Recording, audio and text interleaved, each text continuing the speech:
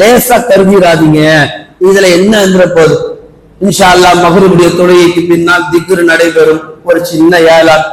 அதை புறக்கணிச்சுட்டு போனா யாருக்கு எந்த நஷ்டமும் இல்ல, அல்லாவுக்கு எந்த நஷ்டம் இல்ல. புறக்கணிச்சுட்டு போறீங்க பாருங்க, உங்களுக்கு தான் நஷ்டம். அதை விளங்கிக்கணும்.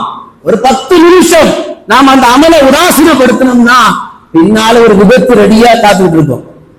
நான் இதை பயமுறுத்துறதுக்காக சொல்லல, நன்மைகள் தான் நம்மளை பாதுகாக்கும் என்பதை விளங்கிக் கொள்வதற்காக நான் இதை சொல்லுகிறேன். ரசூலுல்லாஹ் சொல்லுகிறார்கள், வலவ் அன் தல்க அஃபாக பிவஜ்ஹின் தல்கி, நீங்க அப்படி சின்ன விஷயத்தை நீங்க அசத்தியா கடந்துட்டீங்கன்னு சொன்னா அந்த கடந்ததற்கு பின்னால் உங்களுக்கான ஒரு மோசமான நிலையை உங்களை தவிர யாராலும் அடைஞ்சு கொள்ள முடியாது.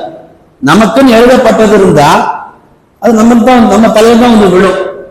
ஒருத்தர் தலையில தேங்காய் விழுந்து இருந்தா யாரும் என்ன பண்ண முடியும்? ஒன்றும் பண்ண முடியாது.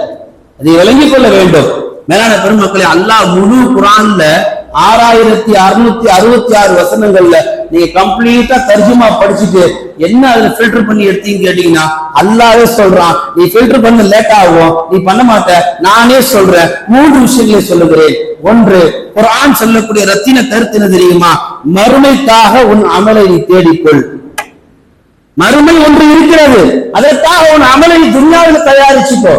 இரண்டாவது, அந்த மறுமையிலே நீ சுவனம் போக வேண்டும், அந்த சுவனத்துக்கான அமலையும் தேடிக்கொள்.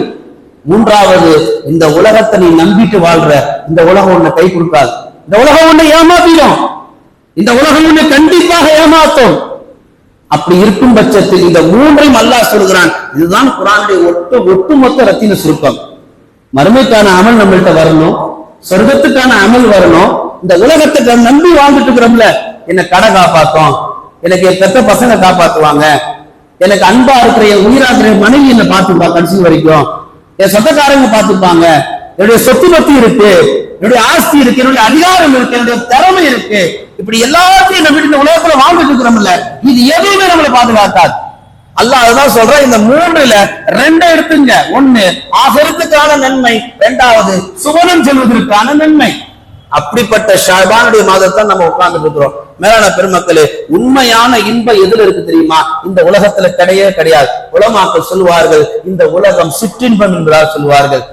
சிற்றின்பம் ஒரு 2 நொடிதான்.